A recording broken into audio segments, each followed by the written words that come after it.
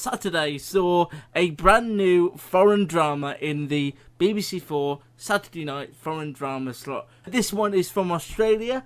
It is called Safe Harbour. It is 4 episodes, and the BBC4 team are showing 2 over the one night. So as they did with The Killing in the Bridge all those years ago, it's 2 episodes at a time.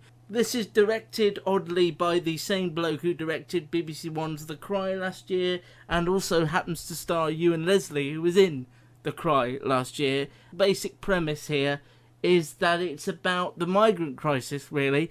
It's about a group of friends who are on their boat, and they stumble across this migrant boat, and they agree to tow them... in Indonesia, isn't it? They're Yeah. sort of the Indonesian Strait, and they agree to tow them back to Australia. You see flashbacks of that, and then you see the migrants and the friend group in modern times.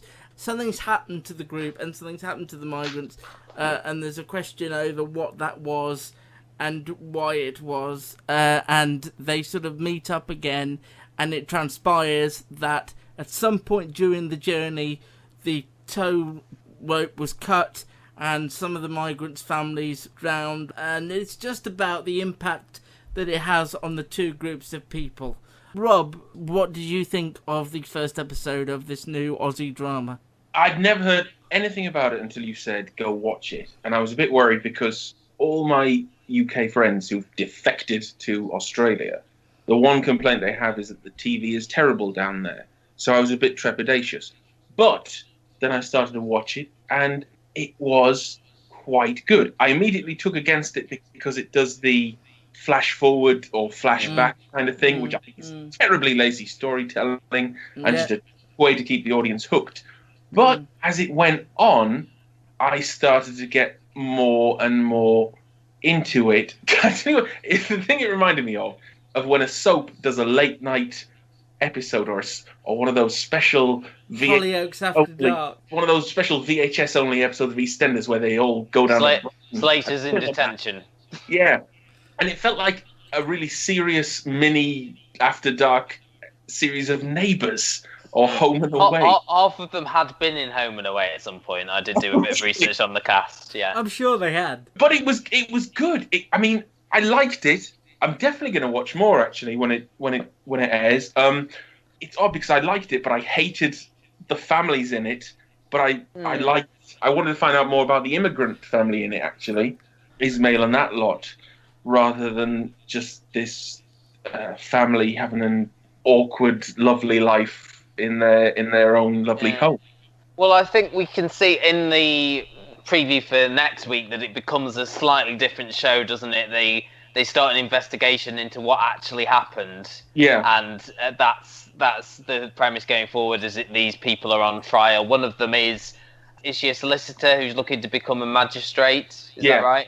So that will sort of impact on her career. And so this is sort of going to impact on their sort of standings and things like that. And I really liked it as well. I think it obviously you have to sort of compare it to The Cry in a way, just as you say, that it's got, you know, Ewan Leslie and the same director, and that sort of flashback, flash forward structure as well, which The Cry employed. This one does ask a question of the audience as well, I think, in that, you know, what would you do in that situation? Because in it, they do this vote, don't they, where they say they come across this boat of migrants, and is it, are we going to tow them back to Australia? Are we going to sort of go for help? Is that going to impact on like them being found by the Indonesian authorities? Because that's what happens, don't they? At some point, they decide to go back to Indonesia rather than take them to Australia. And the mystery is, did one of the Australians cut the rope, or was it the migrants who cut the rope? And there's these little mysteries. Did one of them try to sabotage it? The story is enough to hook you. And I did really like the performance from Ewan Leslie as well, who is, as you say, Luke, I know you liked him in The Cry. I think you said he was your favourite in that. I had a different experience with this. Oh, okay. So I kind of enjoyed it while I was watching. The problem I found myself wondering with this was, you know, there's not much jeopardy there, is there really? And it's not going to be this sort of eureka moment or this shocking moment when you discover that who cut the rope or who was responsible. I just didn't feel there was a sense of jeopardy there.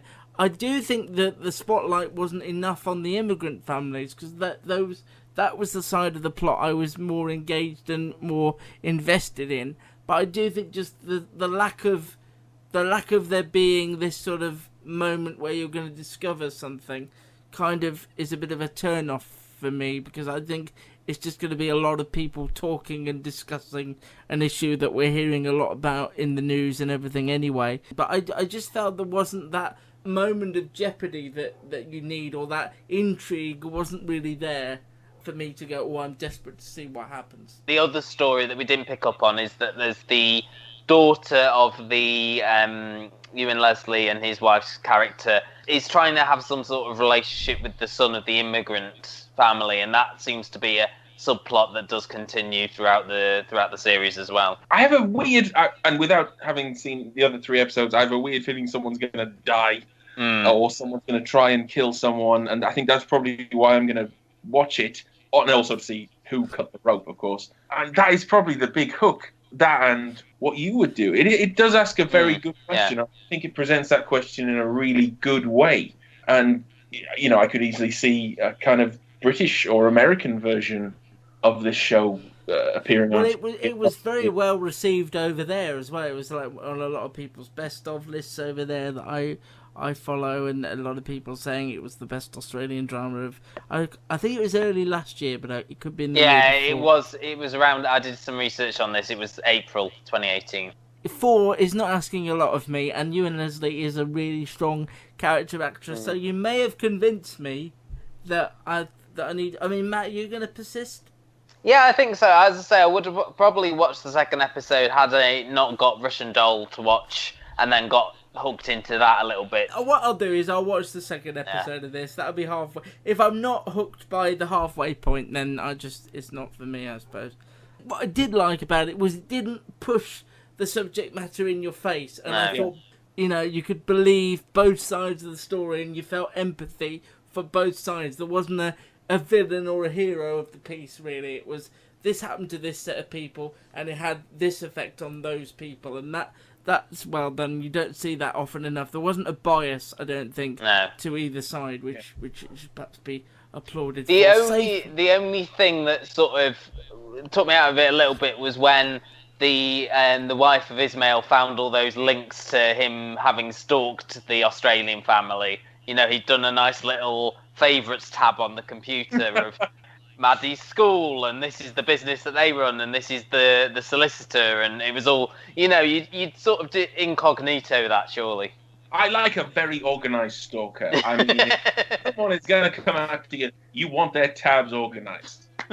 Well, I struggled to believe that you would go round for a meal to these people's house. You know? The barbecue, that thing where he just goes, oh, hey, I remember you. You were on the migrant boat. Come round and have an awkward barbecue. Yeah, that's where it lost me, I think. If they'd have bumped into each other at a supermarket or a park or something, you could kind of... But it was, I think, as it went on, you're going, well, it wasn't a coincidence, because he had been intentionally trying to get him to come into his taxi. But the fact that he went, come and have a barbecue with us was just really... It's the Aussie way, though, isn't it? They're always having barbecues. Yeah. Have you not seen an episode of Neighbours? That's a catchphrase we don't use often enough.